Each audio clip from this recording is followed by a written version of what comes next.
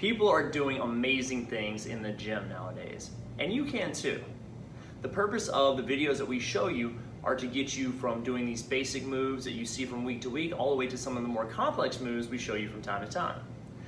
Today here at E3 Strength, we're going to be going over one of my favorite, very complicated exercises, the snatch. If we haven't had the pleasure of being introduced yet, my name is Earl, and before you go any further, go ahead and subscribe to this channel because you're going to get new stuff every week to help you out in the gym, to get you one more step closer to your goals.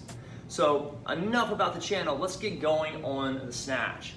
It is all the benefits of an overhead press, an overhead carry, without actually having to do an overhead press, and just a little small aspect of the overhead carry. So let's start with the dumbbell. It's a traditional one that you're going to end up doing here with us. And if you're doing it outside the gym, it's probably the one you're going to have the most access to. You could easily do a barbell, but that's where complications come in with the shoulder joint. So we're going to do the most easy, simple version, focusing on one side of the body at a time. So with a dumbbell, all we're going to be doing is a single side bent leg deadlift. Now, we don't teach you that because it's really only applicable to probably this one move and also maybe a clean as well. But the whole idea is, if you know a two-arm deadlift, you can do a single arm. It's not that much different. It's just really hard to flex your glutes simultaneously. So if you're getting into a bent leg deadlift position, just like this, you're going to explode up to here. Now as you do, you're going to use that powerful momentum and let that dumbbell continue up your body. So you're going to give it a little bit of an upright row or a shrug, just like you would the clean. The clean lands here, but instead as it floats up, you're going to press through and land up here. So if we're using a 55 dumbbell, like we are today, it's going to be like pressing a 25-pound dumbbell.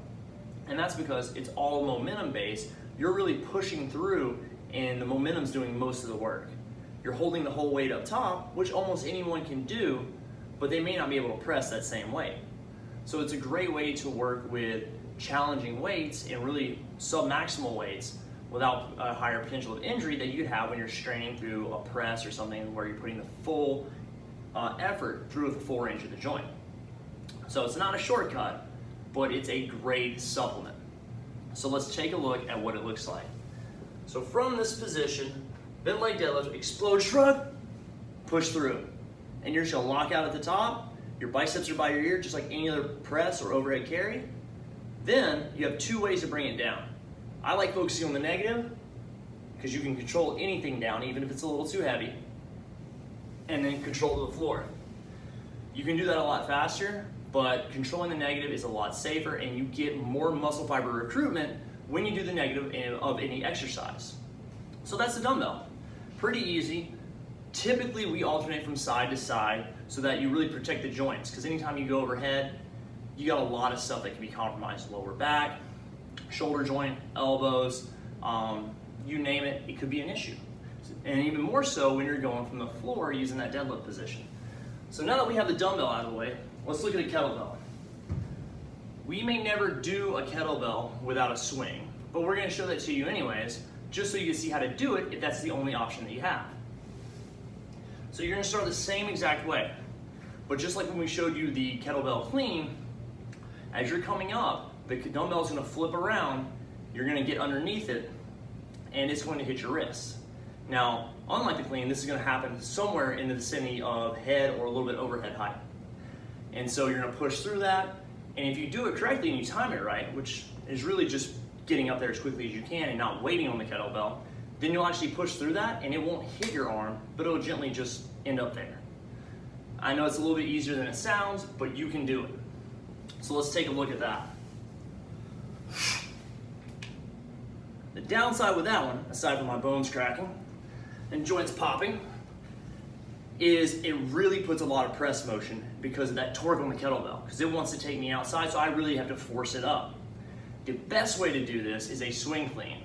And though we're not really going to get into swing cleans, I'd like you to see what it looks like. So if you know how to do the single arm kettlebell swing, which happened to be our last video, then you'll know how to do this as well. So in your single kettlebell swing, if you're practicing the swing, just get this going first. And then when you're ready, you're gonna pull it in close and power up. And so the kettlebell really ends up on my wrist at the very last moment, I don't have to fight the torque nearly as much. And then I can go down one of two ways. Control, control, and then restart. Or if I want to get that swing motion going, and then continue.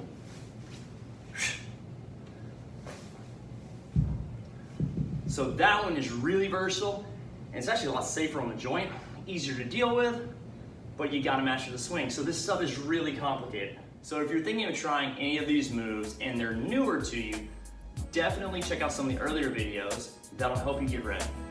For example, if you're doing the swing snatch, check out our video on the single arm swing. And for any version that you saw today, a great prerequisite is checking out our video on a clean. That'll get you ready for doing everything from here down. And then all you have to worry about is following through. I hope this video has been helpful. If it has, please give us a like, a comment, or a share.